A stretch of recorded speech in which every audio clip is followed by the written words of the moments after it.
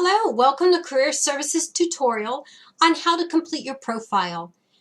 When you go ahead and log into Handshake, you will see their landing page. This is how you can go ahead and get into your profile. To get into your profile, you want to scroll up here to the right part of your screen where you either see your name or your picture and click My Profile.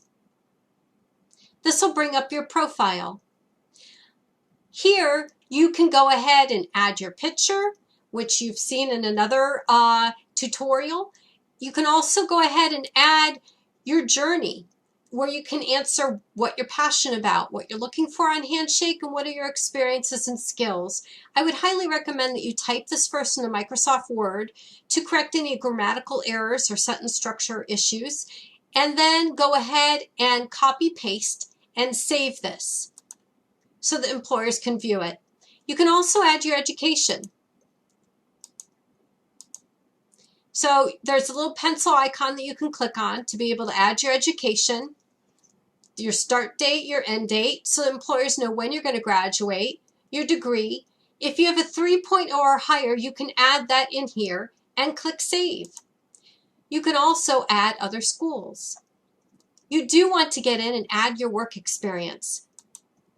So you might go ahead and type in your job title, the company, and you want to make sure that you can easily copy and paste from your resume very impactful sentences about what you accomplished during that job while you're working at that position.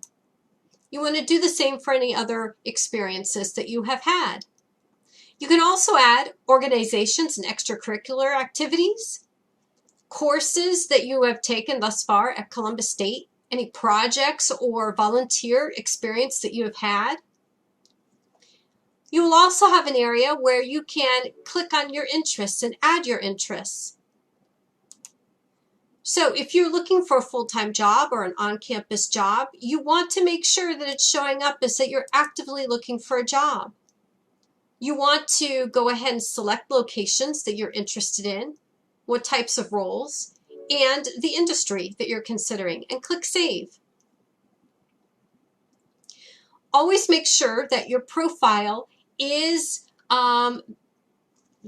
public for other students and alumni, so you can message other students and alumni with similar experience, receive messages about job opportunities, and be contacted by employers. You do want to include your personal information, and most importantly, your skills. How you can do that is go ahead and type in a skill and click Add.